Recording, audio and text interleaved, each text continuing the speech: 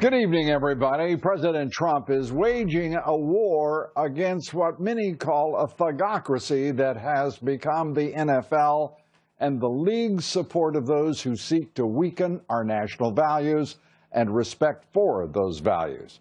It's a fight that I believe we should have had in this country a long time ago, and one that is only becoming more heated.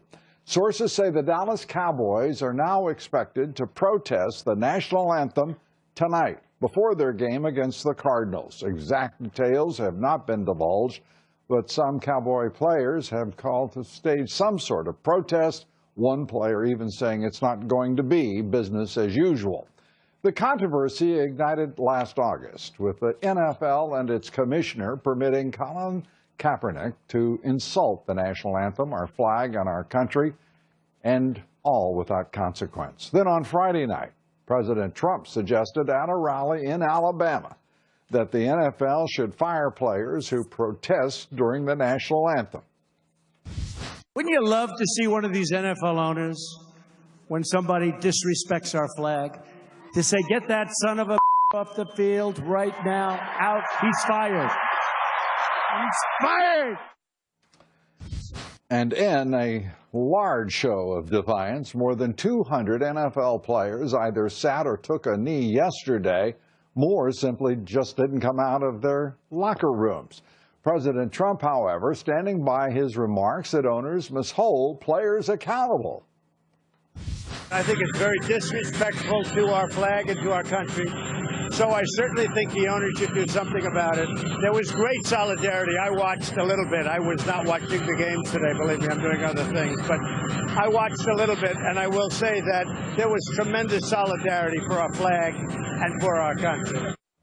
The NFL, however, operating, it seems, over the past 24 hours of something of a mob mentality. Even New England Patriots quarterback Tom Brady, a friend of the president, spoke out against his comments. I certainly disagree with, what he said and thought it was just divisive. Divisive?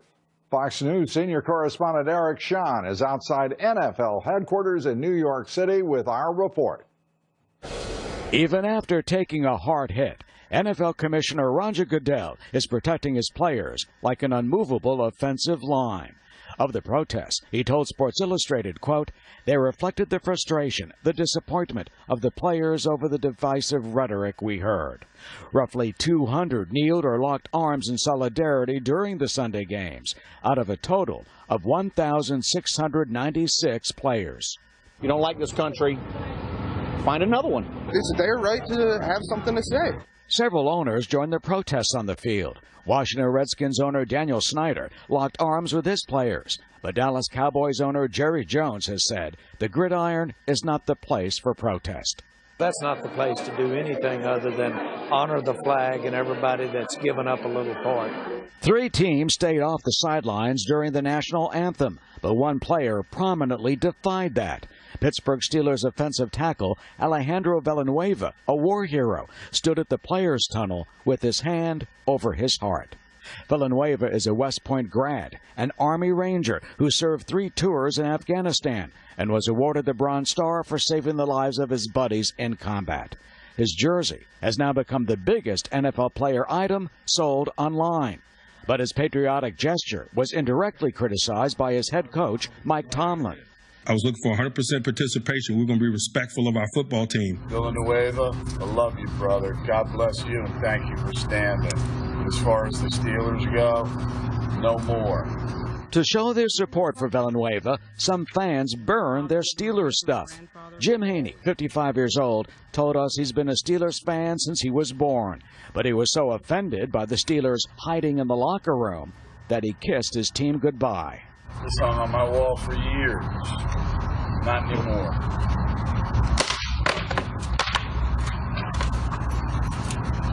In the fire. And I hope all your ignorance burns too. Well, tonight on Monday Night Football, it'll be the Dallas Cowboys versus the Arizona Cardinals. And despite Jerry Jones's admonition, it appears the protests will continue and through the rest of the season. We're outside NFL headquarters on Park Avenue. I'm Eric Shawn. Lou, back to you. Eric, thank you very much. If there is an image from the protest during yesterday's games that should resonate with most Americans, it is that picture of Villanueva standing in support of the nation he fought to defend, while his coach and his teammates hid like cowards in the locker room and then tried to rationalize their behavior. The fact that his jersey is the #1 seller this week tells you just about everything you need to know about how most football fans in this country, most Americans, feel about our flag, our national anthem, indeed our nation. Joining us tonight to discuss the legal aspects of all of this, the protests, the response, the possible changes in culture that may ensue, Fox News senior judicial analyst, Judge Andrew Napolitano. Judge, good to have you. Good to be with you, Lou. The legality of this, the comments from some fans that we've heard, that it's freedom of speech. Is it really? Well, we start with the basic rule of law that the First Amendment restrains the government. It doesn't restrain your employer. Right. So if I say something here that our employers at Fox News don't like, I can be punished for it. It's not the government punishing me. But there are some states, notably our own, New Jersey, New York, California, Illinois, the so-called progressive states, which prohibit employers from affecting employment status because of a political opinion expressed. Right. So it depends on where they were, whether or not they can actually be punished for going down on their knee during the playing of the national anthem. Setting aside punishment for just a moment. And when I say punishment, I'm talking about from their bosses, not from the government. I understand. But putting that aside, we're talking about a couple of hundred NFL players standing along the sideline, kneeling, disrespecting the national anthem, the flag, the nation, their fellow Americans, tradition, history, and heritage. It's that simple. And in the case of the commissioner, just saying, have at it. Well, the commissioner seems to want to pick a fight with the president, or at least... My gosh, did you hear what he said? Yes, I did hear what he said. To hear him say, you don't have respect for the NFL, as he is disrespecting the President of the United States. I think that some of the players believe that the flag gives them the right to go down on bended knee. And the Supreme Court has said you have the right to burn the flag, so you certainly have the right to go down on bended knee during it, in terms of what the government can do to you.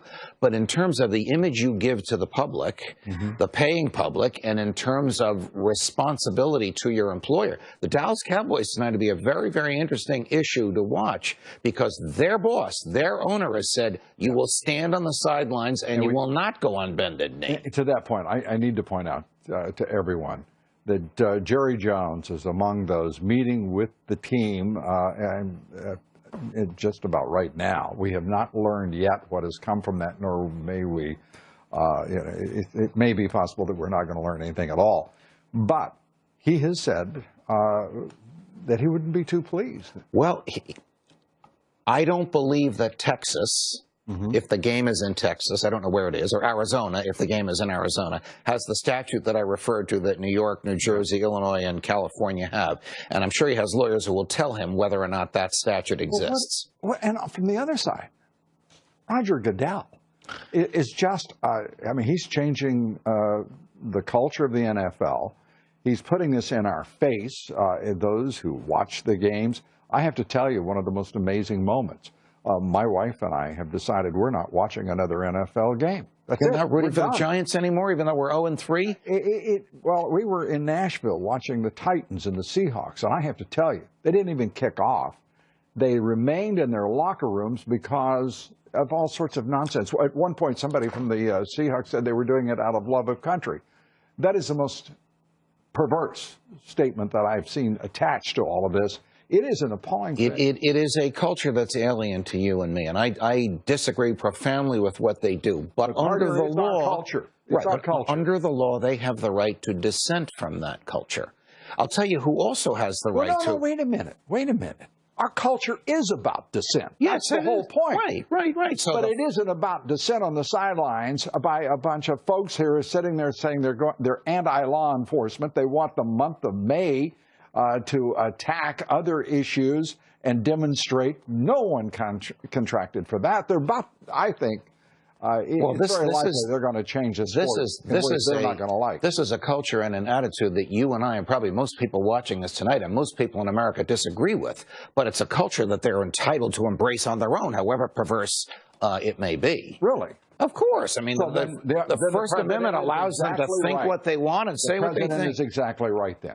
It's going to come to a contest of those exerting and practicing their rights under law. Well, and by that I mean, as they demonstrate on the sidelines, and I mean, I think, in shameful ways, frankly. I think it's just shameful.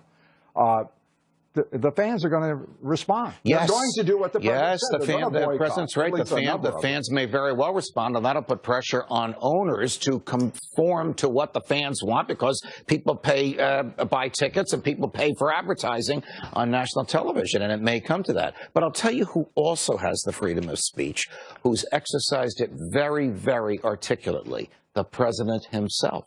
So when the president says they should be fired, he's not threatening federal action. There is no conceivable federal action. He's talking as a person who has the biggest megaphone in the country, and he's resonated. And you know what? I mean, Goodell and these players are playing with fire because... Well, I hope they're not playing with fire. There's nothing the federal government can do something to them. The free market can. Let me finish the thought. And that is this. They're playing with fire because that calculus of the free market. It says the fans are not going to put up with the insult. Yes. By the way, nor should they. And particularly this kind of an offensive assault and insult to the nation. The president is exactly right. This is about leadership.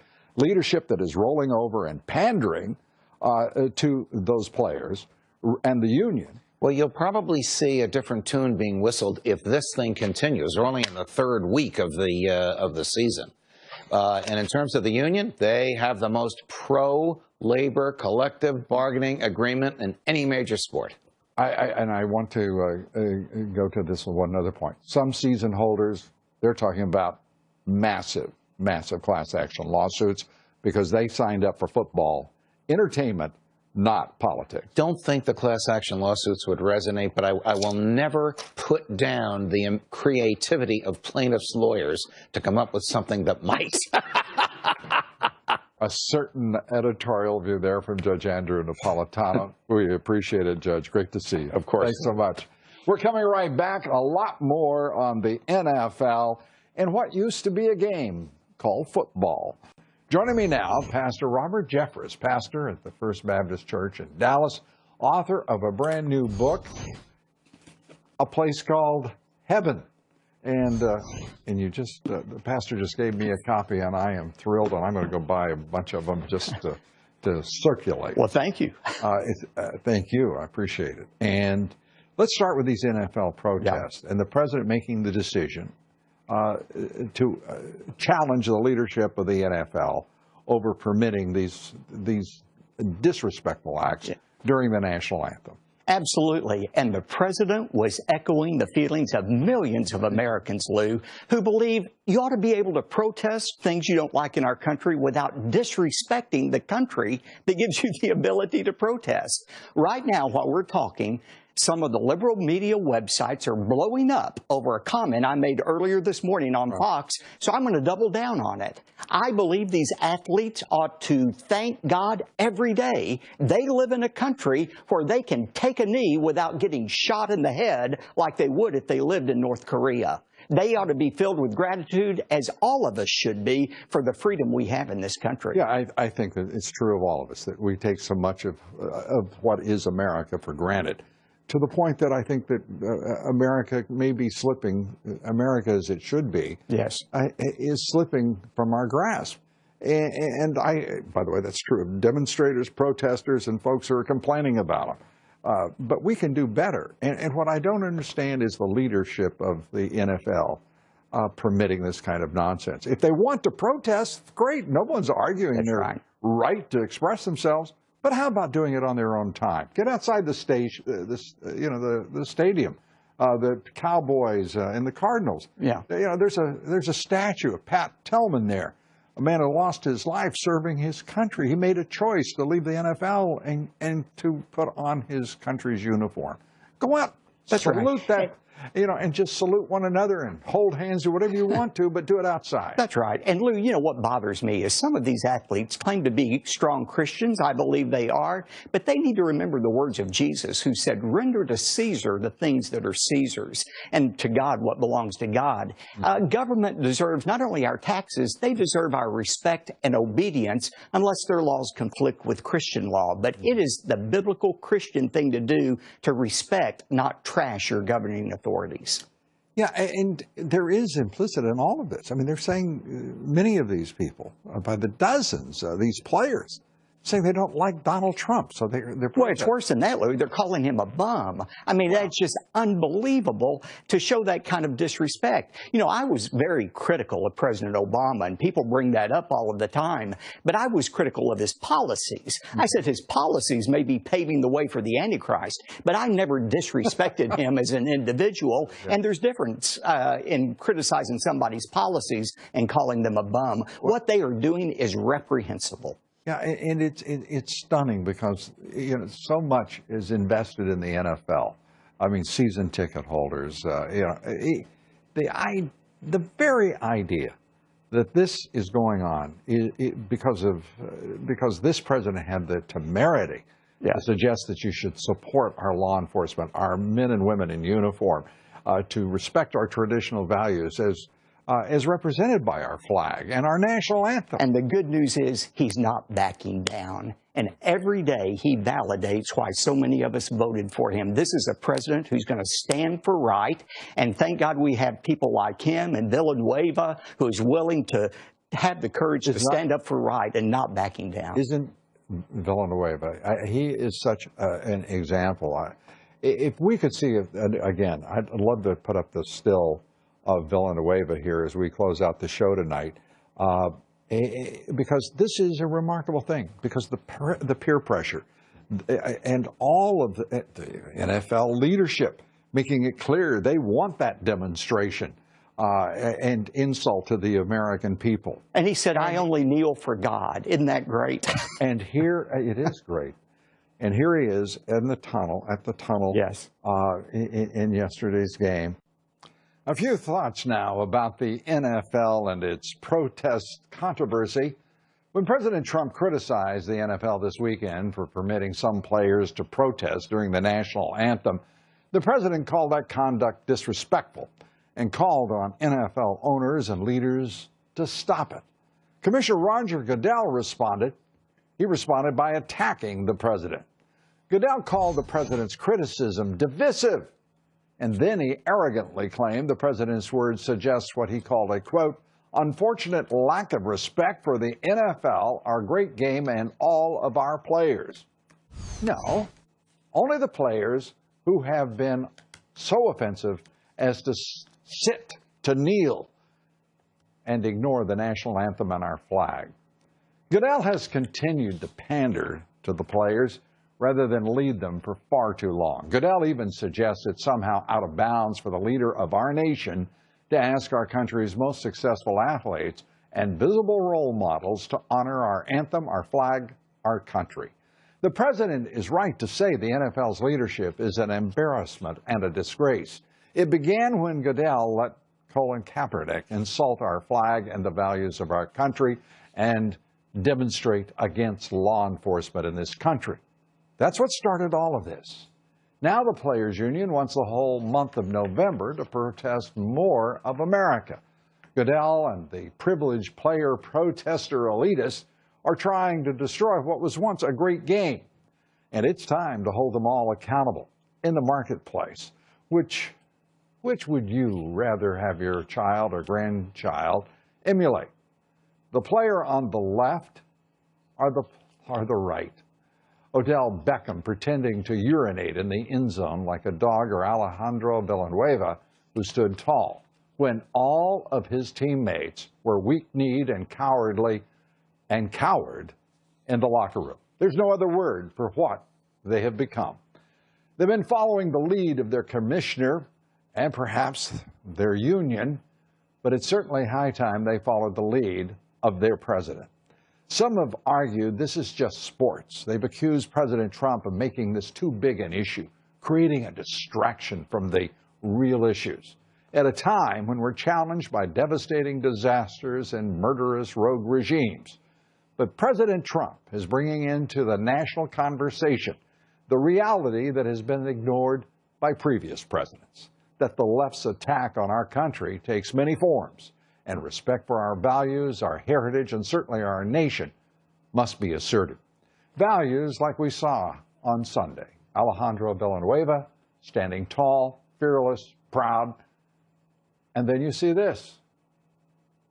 8-year-old players in Belleville, Illinois, forced by their coaches to kneel during the national anthem, emulating the NFL players. 3rd graders, Pee-wee football players forced to kneel, being indoctrinated against the national values that we all treasure, nearly all of us, that have made us free and successful as a nation. Who is the better role model? Villanueva or the players who sit in disrespect of all that we hold dear? This is how serious it is. That's why our president has chosen to challenge the failure of leadership on the part of the NFL. Because after all, this is now no game. Now the quotation of the evening. This one from President Donald Trump, who said, "When you open your heart to patriotism, there is no room for prejudice. The Bible tells us how good and pleasant it is when God's people live together in unity." Tax reform, now the next item on the Trump GOP agenda, or at least the legislative agenda. President Trump traveling to the Indiana State Fairgrounds this Wednesday. There he will unveil a new tax reform plan crafted by the so-called Big Six. Sources telling Fox News the president's consultation with Steve Mnuchin, his Treasury Secretary, and economic advisor Gary Cohn will continue right up to his speech. There's the Big Six. We'll just call them the Six. Can we do that? My next guest isn't willing to support the tax reform plan until he gets some idea of what might be in it. He's voiced concerns that it may not cut rates enough to produce robust growth in the economy. Joining me now, Congressman Dave Bratt, member of the Freedom Caucus. He also serves on the House Budget Committee. Congressman, great to have you with us. Let's start with this tax reform. Just as it appears, the efforts to repeal and replace again are dying in the U.S. Senate. Your reaction? Yeah, well, so we just got to get it right this time. We did a faceplant on health care because it started off we're going to get free markets and competition across state lines, et cetera.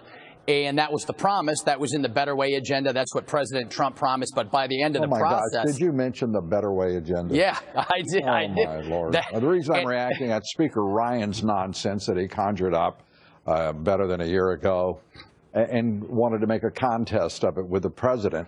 We agree that both are right now. Where are they? Yeah, well, the Better Way, we didn't even get close to the Better Way by the time it went through the Senate and then ended up in a skinny bill. So on tax, right now, the Big Six is saying all the right things. And that's a good thing. So I'm going to say that, right? The corporate rate, 15. Trump wants the House 20. And then the S-Corps, that's the big deal, the small business pass-through entities. We want to be within 5 percentage points, right? So if you get a 20% corporate rate, then all the small businesses back home get a 25. I got to stop you.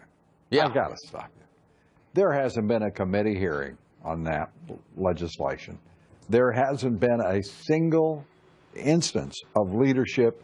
I mean, we're looking at polls that say they don't like, that folks just don't like it. The Republican version, nobody even knows what it is, for crying out loud. Yeah, no, I'm taking flack on that every which way, right? I'm taking flack. Why don't you write the bill? Why don't you do this, that, and the other thing? I wish I could. And so, well, what happened to so-called regular order? I mean, I've seen a lot of talk about, I heard a lot of talk about regular order. And by regular order, let me define regular order in my view. Yeah. What it means are committee hearings and people actually knowing what the heck they're voting on. Right. Who we sent to Washington to put together public policy, not, reach for pigs in a poke. Yep. And so that's missing on tax primarily because once they unveil this thing on Wednesday morning, K Street is going to go into an all-out lather, as you can expect. So then... Why don't you run those people out of town? Well, just out of curiosity. we're going to try. I want a serious... K Street forms your knowledge base in Congress and the Senate. Why don't you get them out of town, spend all of the money you can, appropriate it, so you've got research assistants, so you've got people who are expert in health care, in tax reform, and you actually know what you're doing. I mean, you're a former professor of economics. Oh, yeah, we get right. You could be giving sessions every morning before you get right. No, work legislating. You got it right. And so this will be the test. If the Speaker and the President and Mitch don't stand up to K Street, then it's all over, right? If we lose on health care and then we lose on taxes, and you'll see the loss, right? If those rates go up from 20% to 22 to 25 to 27, then you'll know we're losing. If we hold our ground at 20% corporate, 25% pass-through, good rates, low rates for the individual back home, the forgotten man, but right? Congressman, That's it. I mean, all of us, we, the great unwashed, the citizenry, we don't have a clue what's going on. We don't have an idea. And by the way, folks in my business are paid to know what's going on, and we know there's nothing going on. Right. You got a House Speaker who hasn't got any persuasive power. He has not been campaigning. The President of the United States has said clearly what he wants, and all he's getting, all he gets in response are crickets from the Senate Majority Leader and the Speaker. I mean, this is not a game. This is, for crying out loud, about the future health of this economy and country. Yeah, I agree with you. And so let's not forget, health care is not done yet. And so when it comes to leadership, well, you got four Paul senators. Ryan, you got four senators gone. I mean, I've heard this. It's not I know, but this is with all due respect.